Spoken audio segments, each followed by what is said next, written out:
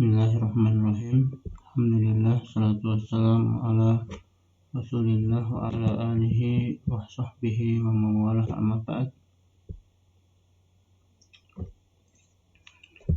Kita lanjutkan bahasan tentang akidah. Hari ini kita membahas tentang neraka dan surga gitu ya.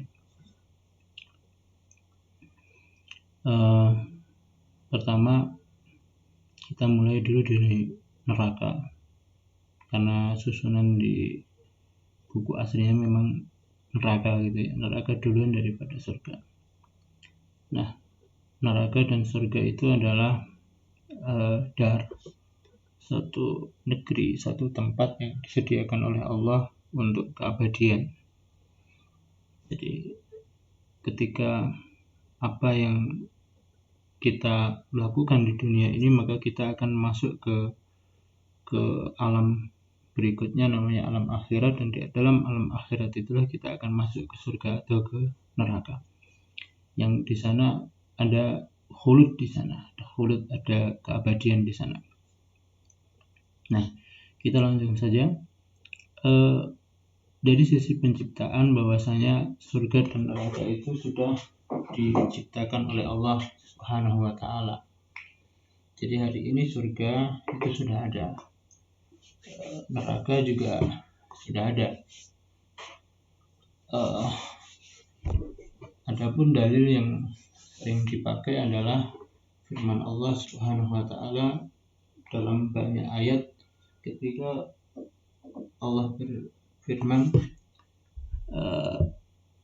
ketika bicara tentang surga atau neraka, maka dikatakan ketika surga itu dikatakan wa'iddat lil muttaqin, seperti dalam wasari'u ila maghfiratin mir rabbikum wa jannatin arduhas samawati wal ardh wa'iddat lil muttaqin. Kalimat wa'iddat itu pakai fi'il. Kata itu pakai kata fi'il. Fi'ilnya fi'il madhi dalam bentuk majhul, yang artinya disediakan, dipersiapkan gitu. Telah disediakan, telah dipersiapkan lil muttaqin, bagi orang-orang yang bertakwa. Jadi surga dan neraka itu sudah diciptakan hari ini. Mereka tinggal menunggu penghuni mereka gitu. Kemudian neraka itu dijaga oleh malaikat. Di surat Tahrim itu dijelaskan ya. Alaiha malaikatun ghiladun shidadun la ya'sunallaha ma amarahum wa hum yaf'alun. Jadi mereka ada malaikat kasar. Jadi intinya neraka itu dijaga oleh malaikat. Dalam ayat yang lain dikatakan jumlah malaikat penjaga neraka itu 19. Di surat Mudatsir 29:30. Jadi penjaganya malaikat di ayat yang lain dijelaskan itu 19 malaikat. Wallahu a'lam bishawab, itu berita wahyu yang kita terima. Sifat neraka. Jadi sifat neraka itu seperti apa? Tempat neraka menjadi perselisihan antar ulama. Ada yang bilang lapisan bumi terbawah. Ada yang lain mengatakan langit. Yang lain mengatakan tawakuf. Yang jelas neraka itu darok. Darok itu adalah fidarkil asfal ya. Jadi dia istilahnya adalah darok. Darok itu adalah tempat di bawah. Nah, persoalannya adalah kita melihatnya seperti apa ya. Kalau kita lihat di ini bumi ya, maka dia lapisan paling bawah bumi itulah namanya darok. Tapi kalau kemudian bumi ini adalah lapisan tata surya, maka yang disebut bawah itu mana ya? Wallahu a'lam bishawab gitu ya. Bisa jadi atas ya. Oke, wallahu a'lam bishawab ya. Jadi yang jelas ada 3 pendapat itu. Ada yang bilang di lapisan bumi terbawah, ada yang bilang di langit, ada yang bilang di tawakuf. Dan memang tidak ada dalil detail tentang itu. Ketika tidak ada dalil detail ya kita hanya istimbat ya. Istimbat itu ya, ayatnya kalau tidak detail ya sudah, begini yang terjadi. Neraka itu luas, dalam, dan besar. Nah, ini Ini karakternya luas, dalam, dan besar, sehingga dia muat untuk sekian banyak orang gitu ya. Jadi dia muat untuk banyak orang dalam jumlah yang banyak gitu ya.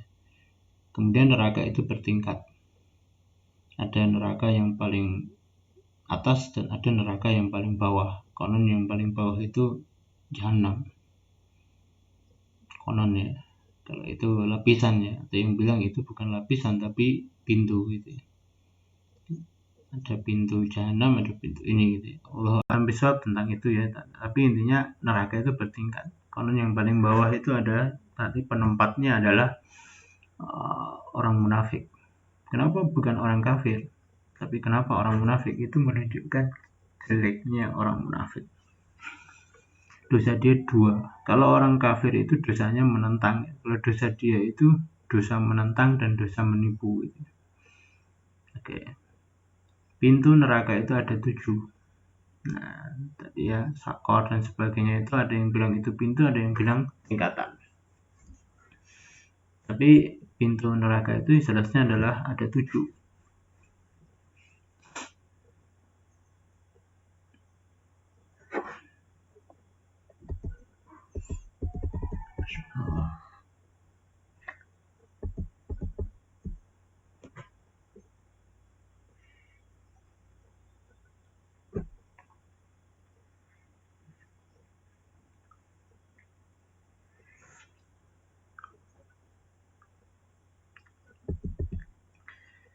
Bahan bakar neraka adalah manusia kafir dan batu. Istilahnya wakut. Tapi di yang lain disebut hasab. Nah, jadi istilahnya adalah wakut. Wakut itu ya sama bahan bakar, tapi istilah yang lain adalah hasab. Intinya adalah bahan bakarnya adalah manusia dan batu. Makanya di zaman kalau tidak salah di zaman Abi Hanifah ada seorang anak laki-laki, dia nangis terus. Kemudian ketika ditanya, kenapa kamu nangis? Ketika wudhu dia, kenapa kamu nangis? Saya ingat ayat waquduhan nasu wal hijarah. Neraka itu bahan bakunya adalah manusia dan batu. Batu itu ya, manusia itu kan kalau kita mau masukkan ke api, maka yang dimasukkan duluan yang kecil-kecil. Nah, kalau manusia, maka manusia yang kecil-kecil, maka dia nangis. Yang kecil-kecil itu dia nangis. Ya, tentu saya yang duluan, dia berpikir begitu, kalau saya masuk neraka, maka dia nangis itu. Nah, ya itu kefahaman orang-orang dahulu, meskipun mereka masih anak-anak, bagaimana mereka menghayati Quran ini, sehingga itu menjadi kehidupan dia sehari-hari. Nah, batu ini adalah batu, kalau kibrit namanya. Batu kibrit itu batu yang biasa orang dahulu dipakai untuk membuat api. Jadi batu khusus. Jadi memang batu yang di dalamnya ini. Nah, batu kibrit ini karena dia sumber api, yang kedua dia tahan panasnya lebih lama. Itu ya. Oke. Apakah ya ayatnya begini gitu aja, tidak usah saya bawa kemana-mana. Kemudian lingkungannya adalah hawanya itu samum. Samum itu panas ya. Jadi angin yang panas, intinya apa, hawa panas lah ya. Jadi ketika Anda merasa panas dan sumuk, nah itu samum itu gambarannya seperti itu. Tapi Anda bayangkan samumnya itu panasnya itu sekian kali lipat. Jadi puncak hawa ketika kita kepanasan kemudian keluar air keringat banyak, itu puncak panasnya namanya samum. Jadi panasnya hawa yang paling panas namanya samum. Kemudian airnya namanya hamim. Hamim itu adalah air mendidih yang paling panas itu namanya hamim. Istilah Arabnya begitu. Kemudian naungannya dari yahmum sama. Naungan itu naungan sama yang panas itu. Jadi naungannya panas juga. Yahmum itu naungan panas. Naungannya memiliki 3 lapis atau 3 macam. Nah, tidak ada penjelasan 3 macamnya seperti apa, tapi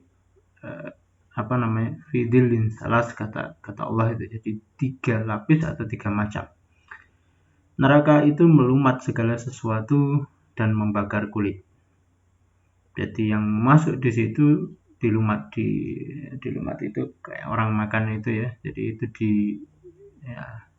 Anda masukkan nasi, kemudian Anda masuk ke mulut, kemudian Anda kunyah macam-macam, itu namanya dilumat. Dan kemudian membakar kulit.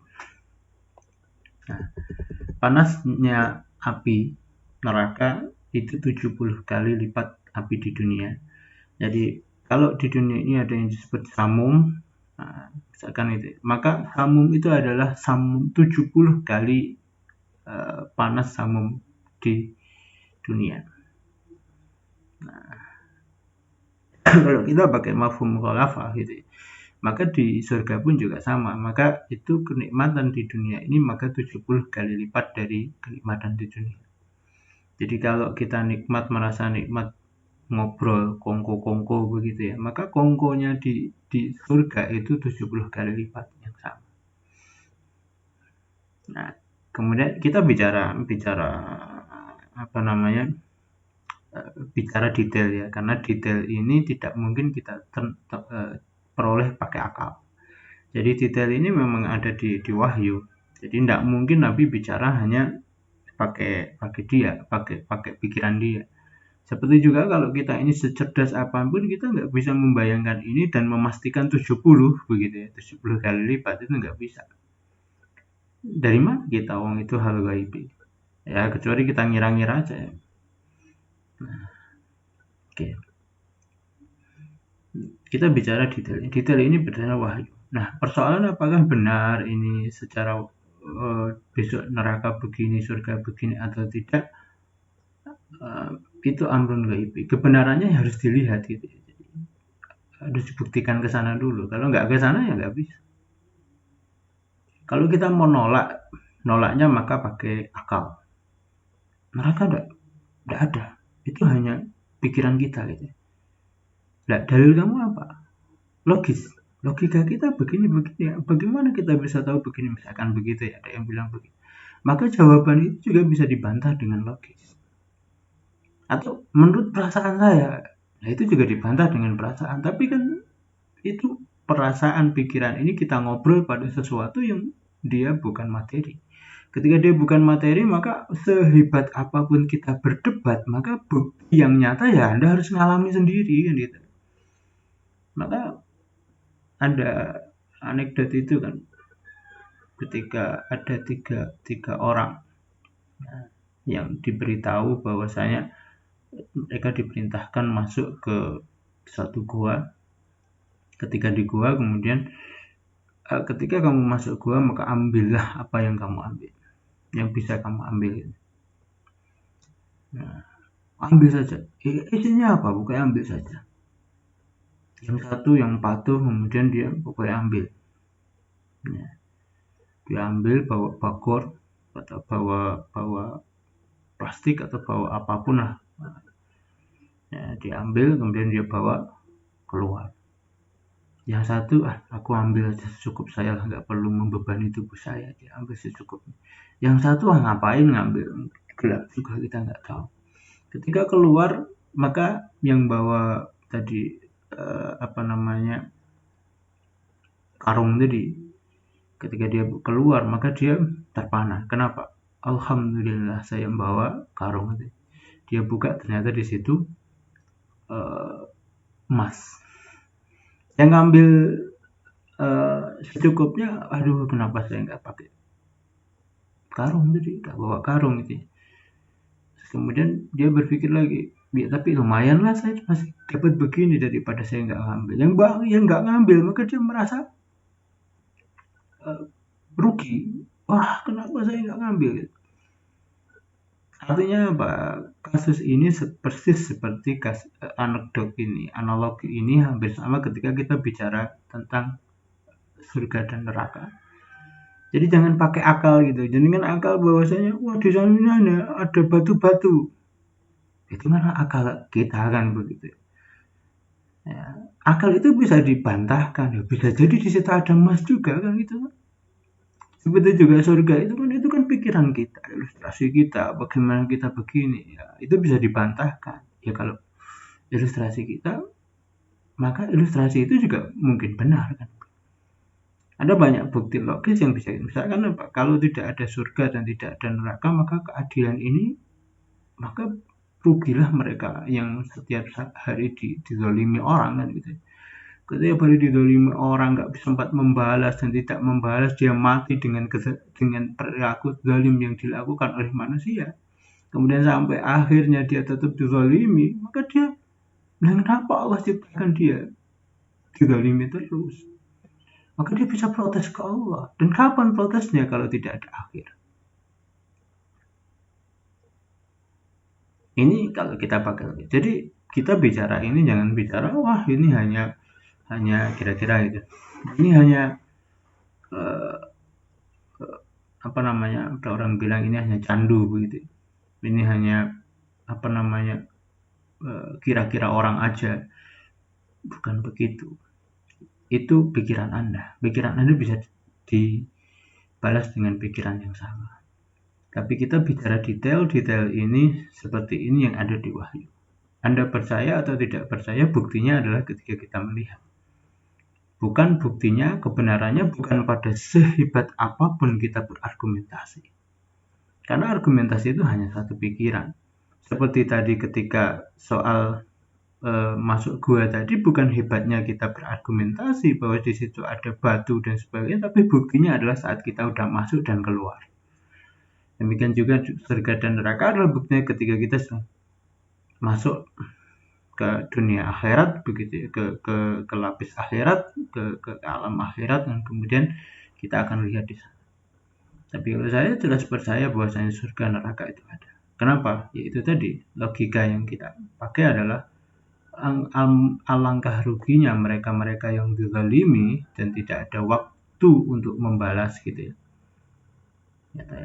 Yang mereka mengalah pada kezaliman tanpa diberikan oleh Allah kemudahan untuk meminta keadilan. Nah, itu rugi mereka, itu risiko mereka, silahkan gitu. Tidak selesai kalau kita berdebat model begitu. Oke ya, kita lanjutkan saja. Tapi intinya ini kita berbicara berdasar wahyu, bukan soal benar dan salahnya sesuai logika kita, bukan, tapi benar menurut wahyu. Neraka itu makin lama makin menyiksa. Ya, seperti ketika kita mendidihkan air. Air itu kalau dia sudah didih, makin Anda didihkan lagi, maka makin lama air itu, maka dia makin panas. Demikian juga prosesi di neraka ini. Jadi semakin lama kita di tempat dingin dan terus tanpa ada perilaku terapi apapun untuk menghalau dingin itu, maka makin lama kita akan kedinginan dan makin lama tersiksa begitu. Nah, gambarannya begitu ya. Jadi makin lama makin menyiksa. Neraka itu melihat dan berbicara. Saya tidak tahu bagaimana melihat dan berbicaranya, tapi di sini ada gambaran ilustrasi yang dipakai hadis mengatakan takhruju unukun minan nar yaumal qiyamah laha ainan. Besok di hari kiamat neraka ini mengeluarkan leher. Nah, leher ini kemudian dia sederhananya dia mengeluarkan kepala gitu. Dia punya dua mata yang melihat, wa udhunan tasma'an, dua telinga yang mendengar, wa lisanun yuntik, dan kemudian lisan yang berbicara. Yaqulu inni wukiltu bisalasa, aku diwakilkan padaku gitu ya, diwakilkan padaku 3 golongan. Siapa? Bikulli jabbarin anid, mereka yang sombong dan banyak nentang. Yang kedua, babikulli man da'a Allah ilahan akhar, orang yang mensirik, yang berbuat syirik kepada Allah. Yang terakhir, wabil musawwirin, dan orang-orang yang membuat patung. Nah, orang-orang yang membuat patung. Wallahu a'lam bishawab. Ada sebagian orang mengatakan bil musawwirin ini orang yang membuat gambar. Nah, beberapa yang lain mengatakan mereka yang bermain foto. Tapi yang lain mengatakan foto bukan gambar. Karena dia mengcapture atau mengabadikan ciptaan yang memang sudah diciptakan Allah. Jadi dia nggak melakukan apapun, apa adanya, hanya itu digambarkan gitu, dibuat menjadi sebuah gambar. Tapi dia nggak bikinnya. Makanya kemudian menggambar dan memfoto itu ada yang mengatakan itu dua hal yang berbeda, yang lain mengatakan itu dua hal yang sama, sehingga sama-sama diharamkan gitu. Tapi ada yang mengatakan taswir itu taswir gitu ya, seni taswir yang dimaksudkan di sini itu adalah arca, seni membuat arca, bukan seni menggambar. Wallahu a'lam bishawab ya. Kalau saya ya hati-hati aja. Kalau nggak perlu ya nggak usah foto gitu kalau saya. Nah, yang kedua, kalau perlu ya fotolah kan gitu. Nah, tapi hati-hati, seperlunya saja. Kalau gambar gimana ya, gambar kalau memang perlu dan darurat ya gambar gitu aja. Nah, tapi kalau bikin arca ya lebih baik tidak kalau saya itu, karena itu sudah disepakati dari 3 pendapat itu. Tapi kalau gambar dan ini masih ada orang yang beda pendapat begitu.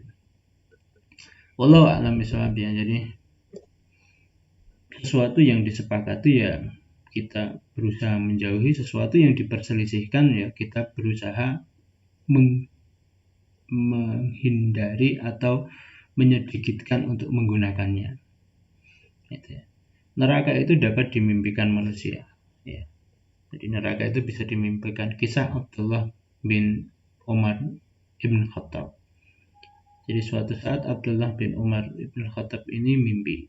Dia dibawa oleh dua orang, dua makhluk gitu ya. Dibawa dua makhluk hampir dilempar. Ketika hampir dilempar dia terbangun. Ketika dia terbangun kemudian dia datangi saudarinya, saudara perempuannya, namanya Hafsah binti Umar bin Khattab. Nah, kemudian apa yang dia tanya? Tolong tanyakan pada suamimu Rasulullah Muhammad SAW tentang mimpi saya. Kemudian Rasul mengatakan, Abdullah rajulun salih intalat salatuhu. Jadi Abdullah ini laki-laki yang saleh kalau salatnya panjang. Makanya dalam sejarah Abdullah bin Umar ibn Khattab ini terkenal menjadi sahabat yang gemar sholat, suka sholat. Bahkan fikih sholat beliau itu berbeda dari fikihnya jumhur sahabat. Jadi kalau Abdullah bin Umar bin Khattab ini, di mana beliau pernah melihat Rasulullah sholat di situ, baik bisabab atau bighairi sabab, dengan sebab atau tidak sebab, di situ dia sholat. Nah, saking sakleknya beliau mengikuti salatnya Rasulullah SAW. Tapi yang lain enggak, ini dulu sholat di sini sebabnya ini. Maka kalau sebabnya enggak ada, enggak sholat. Tapi kalau Abdullah bin Umar bin Khattab enggak. Jadi di mana pernah lihat Rasulullah sholat di situ, maka dia sholat. Di sabab atau bila sabab. Yang saya pahami tentang fikih beliau di itu. Nah, ya, jadi memang ada kekhasan kita ini kalau mau menjadi orang baik itu ada yang khasnya itu suka sholat wajib, sholat sunnah, ada yang khasnya itu suka puasa, ada khasnya suka baca Quran gitu. Semuanya punya khas. Ada orang yang suka sedekah tapi nggak kuat dalam beribadah, begitu ya, beribadah mahdoh. Ada yang kuat beribadah mahdoh tapi nggak kuat bersedekah. Nah, tinggal kita memilih yang mana kan. Selanjutnya neraka bisa dilihat dengan mata telanjang di dunia. Apa? Kisah Isra Mi'raj. Rasulullah diperlihatkan padanya ini neraka, demikian juga surga.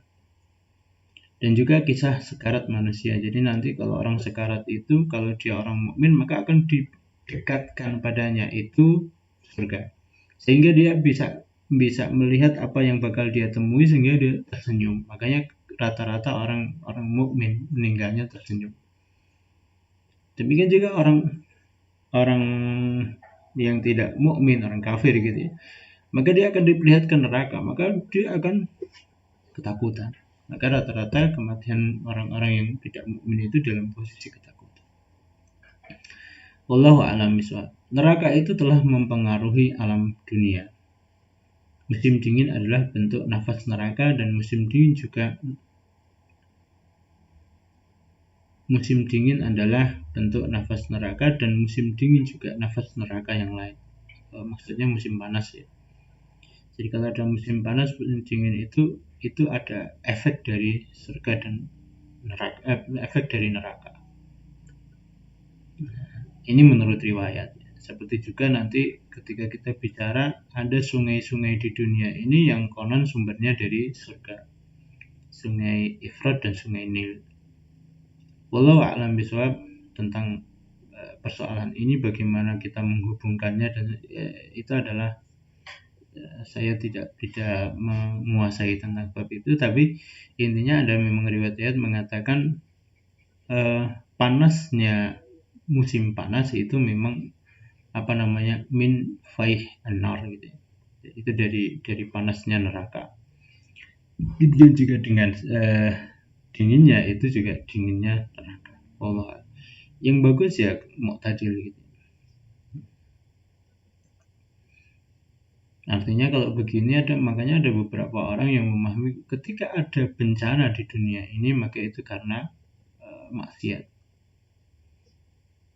Oke, karena maksiat. Ketika ada maksiat maka datanglah siksa. Siksa itu apa? Siksa itu neraka. Siksa itu bagian dari neraka. Wallahu a'lam bishawab. Kemudian neraka itu abadi, tidak pernah rusak. Soal kekekalan ini disepakati ya. Tidak disepakati. Ada beberapa yang mengatakan bahwasanya neraka itu tidak kekal. Ada dua pendapat. Jumhur mengatakan neraka itu abadi, tidak pernah rusak, tidak pernah fana gitu, tidak pernah hilang, tidak pernah rusak. Nah, tapi yang lain mengatakan, ada beberapa pendapat yang mengatakan bahwasanya neraka ini nanti habis. Jadi setelah semua ini dibersihkan oleh Allah Subhanahu wa taala, maka dia kemudian semua harus bermigrasi ke surga. Ada dua pendapat itu. Tapi jumhur mengatakan neraka itu abadi. Kalau neraka ini adalah darul fitnah, darul imtihan gitu ya. Jadi dia pembersihan ya. Maka logikanya kalau dia udah selesai pembersihannya ini. Nah, persoalannya apakah orang-orang kafir ini akan dibersihkan begitu. Wallahu a'lam bishawab. Nah, dari dulu sampai sekarang, tapi rata-rata mengatakan ini pendapat yang marjuh begitu ya. Wallahu a'lam bishawab. Penghuni neraka itu kekal, illa mukmin, kecuali orang mukmin. Jadi orang mukmin yang masuk neraka itu tidak kekal. Wallahu a'lam bishawab. Jadi mereka dibersihkan, setelah bersih kemudian mereka dikeluarkan di neraka, dimasukkan ke haud. Haud itu yang disebut Al-Kautsar tadi ya. Kautsar, di surat Kautsar itu ada haud. Kautsar itu adalah danaunya Rasul gitu. Yang di situ mereka dimasukkan, yang tadi gosong-gosong masuk di situ, kemudian dia menjadi bersih lagi begitu. Wallahu a'lam bishawab. Kebanyakan manusia masuk neraka. Minoritas yang masuk surga. Nah, ini teks Qur'annya begitu ya. Jadi kebanyakan masuk neraka. Tapi persoalannya apakah masuk neraka ini abadi atau tidak? Nah, ini urusan lain. Tapi kebanyakan manusia itu memang masuk neraka. Nah, semoga kita termasuk yang tidak perlu mampir dulu ke neraka. Jadi ada yang masuk neraka memang kekal, ada yang mampir gitu. Nah, yang masuk neraka kekal itu tentu lebih sedikit daripada yang masuk surga gitu ya. Tapi yang mampir ke neraka mungkin itu banyak. Itu kan mungkin yang banyak. Sebab terbesarnya adalah ittiba syahwat. Jadi sebab banyaknya orang masuk neraka itu adalah mengikuti syahwat. Mengikuti syahwat itu adalah, kalau fitnah itu dibagi menjadi dua, jadi fitnah itu dibagi menjadi dua, ada namanya fitnah syahwat, ada fitnah syubhat. Maka syahwat itu adalah ketika orang tahu ini benar, ini salah, tapi tetap milih yang salah, itu namanya syahwat. Dan kebanyakan kita begitu. Jadi kita tahu harusnya melakukan itu, tapi tetap milih ini. Kenapa? Nah, itulah syahwat. Tapi kalau fitnah itu syubhat, karena dia tidak tahu, itu sedikit. Karena ilmu itu hampir Allah Subhanahu wa Ta'ala buka semuanya ke kita. Hanya kita ini kadang konsentrasi mendengar atau tidak, dan seterusnya. Nah, sebab konsentrasi dan tidaknya itu adalah fitnah tadi. Jadi ada fitnah ilmu, ada fitnah kemampuan. Fitnah syahwat itu terjadi pada kemampuan manusia. Jadi dia tidak mampu menerapkan apa yang dia ketahui. Dia tahu Allah itu Tuhan dia, tapi dia masih menuhankan diri dia. Dia tahu Allah itu adalah yang dia tahu dia bukan Tuhan, tapi dia merasa kalau ditolak orang lain dia merasa marah-marah. Kenapa marah-marah? Kita nggak bisa maksa, kita bukan Tuhan. Ya, itu ya. Tapi boleh nggak kita meminta orang? Boleh. Boleh nggak kita mengajak? Boleh. Tapi boleh nggak kita memaksa? Boleh memaksa. Tapi bisa? Nggak bisa. Oke. Jadi kita nggak mungkin maksa orang lain. Pada hakikatnya itu bukan keberhasilan kita. Kita bisa menindas mereka, tapi itu bukan keberhasilan kita. Oke. Mayoritas yang masuk neraka dari kalangan perempuan sebabnya adalah memperbanyak la'an. La'an itu melaknat. Jadi memperbanyak, karena mereka banyak mengucapkan kata-kata laknat. Nah, tidak tahu kenapa begitu ya. Dan sebab yang kedua karena kufrul asyir. Kufrul asyir itu karena mengkufuri pasangannya. Jadi biasa ngelaknat. Laknat itu jangan ada bayangan laknat kau, silakan kau, enggak. Wong kok bodoh men. Telat mikir, kira-kira gitu ya. Kata-kata model begini ini laknat. Jadi kelatahan, kata orang Jawa bilang, kelatahan mereka itu yang menyebabkan masuk neraka. Kalau kufrul asir itu penjelasannya adalah seorang perempuan itu untuk mengingat kebaikan pasangan itu lebih sulit daripada mengingat keburukan. Artinya apa? Kalau si suaminya itu dia berbuat baik 100 kali, kemudian dia berbuat kesalahan 1 kali, maka yang diingat itu adalah 1 kesalahan itu. Kebaikan yang 100 kali tadi tidak terlihat. Itu namanya kufur. Nah, saya tidak tahu kenapa psikologisnya begini. Nah, kalau ada yang mau meneliti, teliti aja gitu. Benarkah kufur asir ini banyak terjadi pada perempuan? Nah, dilihat aja dari sisi psikologi gitu. Nah, tapi saya tidak tahu alatnya apa. Tanya ke dosen-dosen psikologi aja yang twinning barangkali gitu.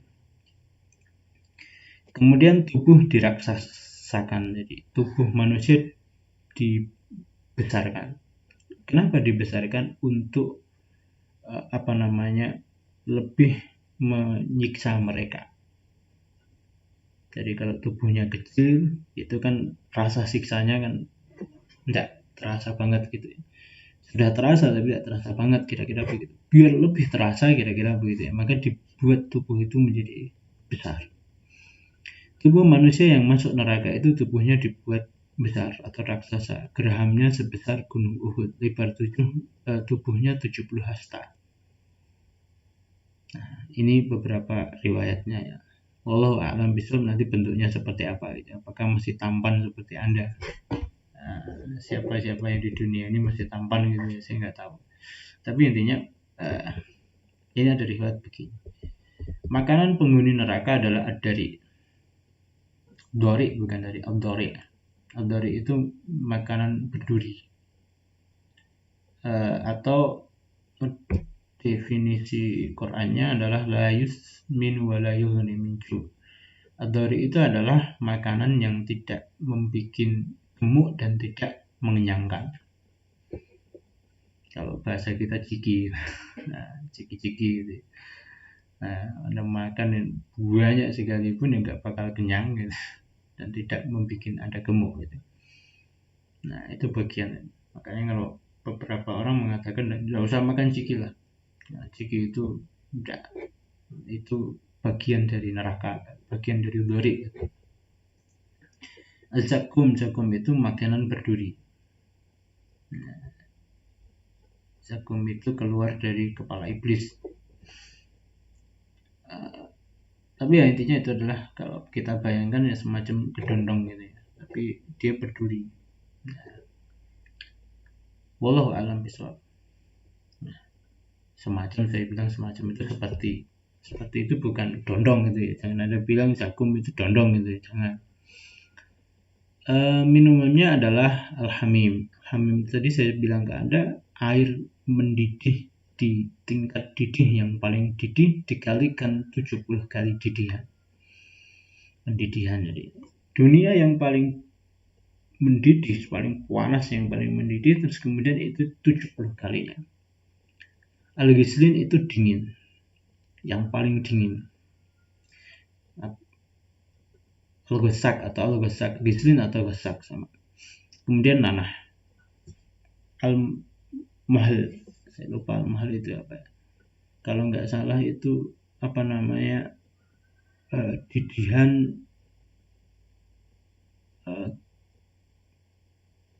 apa ini namanya, tambang, bahan tambang. Jadi kalau timah ya didihan timah kalau tidak salah ya, saya lupa. Ada penghuni neraka yang makan api neraka. Oke. Ada beberapa riwayat mengatakan ada penghuni neraka yang makan api neraka. Siksa neraka itu bertingkat. Oke. Ada yang apa namanya, menginjak baranya saja itu kepalanya mendidih. Kalau kepalanya mendidih berarti tubuhnya, nah, Anda bayangkan kepala. Kalau api ya Anda apa namanya, masak air. Kalau airnya mendidih berarti kira-kira atas itu kan udah panas, berarti bawahnya makin panas atau makin dingin? Ya makin panas. Sama kalau kepalanya mendidih berarti bawahnya barangkali wis apa namanya, daging-dagingnya sudah rontok gitu ya. Nah, wallahu a'lam bishawab ya. Indoj al-jilid itu artinya adalah selalu diperbaiki kulitnya. Jadi kulit dibakar melepuh, setelah melepuh kemudian diperbaiki lagi, kemudian melepuh lagi. Jadi pelepuhan apa namanya, kulit. Kenapa begitu? Karena menurut penelitian ya rasa sakit itu di kulit saja. Coba kalau kulitnya ini dikelupas kemudian jenengan tusuk-tusuk ya itu tidak terasa sakit. Jadi saraf nyeri itu ada di kulit. Sohr itu apa namanya, digerujuk itu apa ya, kalau shower gitu ya, shower digerujuk kata orang Jawa itu, digerujuk itu apa, kalau mandi itu berarti dari atas ke bawah itu ya. Nah itu kalau bahasa Indonesianya apa ya, itu sohr. Jadi digerujuk air neraka. Nanti Anda carilah gerujuk itu apa. Bagi yang ini tanya orang Jawa ya. Lava itu kalau tidak salah apa namanya, melepuhnya kulit. Tidak salah ya. Nanti saya cek dulu. Sahab Sebab itu ditarik pakai diseret. Nah, diseret itu bahasa ya diseret ya, diseret. Bahasa Indonesianya apa ya, diseret. Jadi orang itu ditarik, kemudian ditarik, kalau pakai kuda ya ditarik pakai kuda, kemudian mukanya itu dia kena tanah. Nah, kakinya ditarik pakai tali, misalkan pakai kuda gitu ya, itu namanya sahab. Nah, besok itu menggunakan ya ditarik yang sama, jadi mukanya itu kena tanah neraka yang panas itu, kemudian dia ditarik tubuhnya.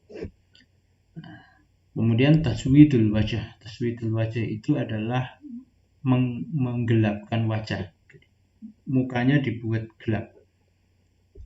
Kemudian ihatah an-nar bi al-kufr, jadi neraka itu dikelilingi dengan orang-orang kafir.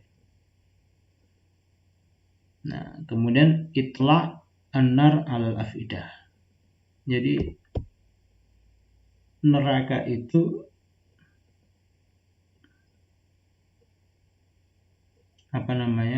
naik. Jadi neraka api itu naik ke dada. Jadi naik ke dada, jadi panasnya itu sampai ke dada, jadi membakar sampai dada itu. Kenapa dada? Ada penelitian di situ, ada penjelasan, tapi saya lupa penjelasannya. Kemudian api diminumkan sampai ama itu perut, jadi diminumkan api neraka sehingga sampai ke perut gitu. Jadi seperti ada minum air panas kemudian dimasukkan ke perut, apa rasanya di perut ini gitu. Ya, kata orang Jawa, bodol lah itu perutnya ini. Kemudian neraka itu juga ada belenggu, namanya guyut. Nah, kemudian di neraka itu orang yang disembah atau setan yang diikuti itu akan dikumpulkan dengan yang menyembah atau yang mengikuti. Jadi al-ma'budat itu akan digabungkan dengan al-abid. Jadi kalau ada yang nyembah selain Allah, maka akan dikumpulkan dengan yang disembah. Jadi kalau yang disembah batu, maka batu dengan itu dikumpulkan. Atau yang diikuti itu syaitan, maka syaitan dan ini akan dikumpulkan. Dan di neraka itu yang ada adalah sesal dan sedih. An-nadam wal-hasrah. Adanya cuma sesal dan sedih. Sudah sesal sedih, psikologisnya kena, fisiknya kena, apa rasanya gitu. Ini gambaran lah. Jadi saya sebenarnya nggak suka detail-detail begini gitu. Siksa model begini malah bikin kita pusing kadang. Tapi intinya adalah begini, bikin sederhana aja lah cara memahaminya gitu. Ketika orang itu nyaman berbuat maksiat, maka kenyamanan ini besok akan dipertukarkan Allah dengan ketidaknyamanan dia. Nah, kenyamanan itu bisa kenyamanan fisik, bisa kenyamanan non fisik begitu. Nah, sama di sana juga sama. Nah, bentuknya seperti apa ya terserah Allah. Ini detailnya, tapi di luar detail ya bisa jadi lebih banyak detail yang diberitakan ke kita, tapi yang tidak diberitakan ke kita banyak. Misalkan ada orang yang masuk penjara itu dibilang begini, itu yang cerita satu orang, tapi yang lain punya cerita yang lain lagi punya cerita yang lain, sehingga apa itu menjadi satu kumpulan. Itu yang terlihat. Nah, tapi kan masih ada yang kadang yang tidak diceritakan kan itu. Nah, kalau kuliah ya semoga kita tidak dimasukkan ke neraka gitu aja.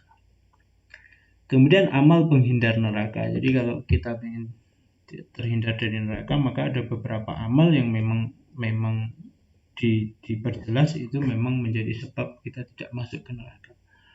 Satu apa? Mencintai Allah. Ingat ya, mencintai Allah. Cinta itu persoalan hati. Apakah cinta ke Allah itu harus ada tindakan? Ya mungkin, harus ada bukti. Tapi cinta itu aslinya di hati. Jadi kalau orang udah punya rasa pengen ketemu Allah betul, suka sama Allah betul, cinta sama Allah betul, belum sempat berbuat zahirnya, belum bertindak sesuatu begitu. Apakah dia nggak punya cinta? Oke, saya kasih contoh misalkan. Ada orang cinta ke A cinta ke B gitu ya. Cinta ke B. Tapi nggak sempat nikah, apa berarti dia nggak cinta? Oke. Jadi cinta ini persoalan hati, persoalan pikiran, persoalan perasaan. Tindak atau tidak bertindak itu memang bukti. Tapi kadang orang bisa betul cinta tanpa bukti begitu. Artinya saya ingin mengatakan bahwasanya cinta ini persoalan pikiran, persoalan hati. Jadi hati-hati ketika bisa jadi ada orang yang dia tidak rajin sholat sunnah, dia tidak rajin puasa sunnah, tapi kemudian tingkat cinta dia ke Allah lebih tinggi, maka ini mengalahkan orang yang tindakan dia sholat sunnahnya itu lebih banyak. Dan ketika Rasul Shallallahu Alaihi Wasallam ditanya mata sa'ah kapan terjadi hari kiamat itu ya, kemudian Rasul mengatakan adalah apa yang kau persiapkan untuknya, maka kemudian mengatakan hubbullah wa rasul, cinta Allah dan anta ma'aman ahbab. Rasul mengatakan engkau bersama dengan siapa yang engkau cintai. Dia nggak bilang saya sudah sholat, saya enggak, saya cinta Allah dan Rasul. Cinta melebihi apa yang kita lakukan. Kalau Anda cinta pada Allah berarti Anda tidak mungkin duluin Allah. Kalau Anda cinta pada Allah maka Anda mesti ngikutin Allah. Anda nggak mungkin cerewet ke Allah. Anda nggak mungkin mau nggak tulus sama Allah. Kalau Anda sudah tulus pada Allah, kekurangan Anda itu bisa jadi dihapus oleh Allah Subhanahu wa Ta'ala, tidak dianggap sama Allah. Seperti juga ketika orang sudah cinta dengan si ini, kekurangan yang ada pada yang dia cintai itu tidak terlihat sama sekali. Oke, itu ilustrasi sederhananya begitu. Jadi, mencintai itu bukan, itu tindakan iya, tindakan hati. Tapi apakah selalu ada tindakan fisik? Mungkin. Kalau selalunya tidak. Kemudian puasa. Jadi kalau ingin terhindar amal neraka ya banyak puasa gitu. Ya. Pak, tapi saya nggak ikhlas, udahlah puasa dulu. Kalau Anda udah banyak lama-lama ya ikhlas sendiri. Nggak ikhlas nggak ngapain gitu, nyemsarain tubuh. Yang kedua kan ketika Anda puasa udah sebulan, 2 bulan, 3 bulan itu sudah rutin dengan puasa tertentu, lama kelamaan kan jadinya sudah terbiasa. Ketika terbiasa maka struktur tubuh Anda, metabolisme tubuh Anda akan berubah, banyak berubah kan. Ketika perubahan itu maka ya ada banyak hal yang memudahkan Anda untuk kemudian ikhlas pada Allah. Takut Allah. Takut Allah. Jadi ada banyak riwayat siapa yang dia nangis karena khaufan min adabillah atau khaufan min Allah gitu, maka dia tangisan ini akan menghindarkan dia dari neraka. Ya. Jadi ketakutan kita ke Allah ini penting, seperti juga cinta kita kepada Allah itu penting. Mereka yang berdoa perlindungan dari api neraka, a'udzubika min adzabi jahannam wa min adzabil qabr wa min fitnatil mahya wal mamat wa min fitnatil masiihid dajjal, atau Allahumma inni a'udzubika minan nar, Allahumma ajirni minan nar, dan seterusnya.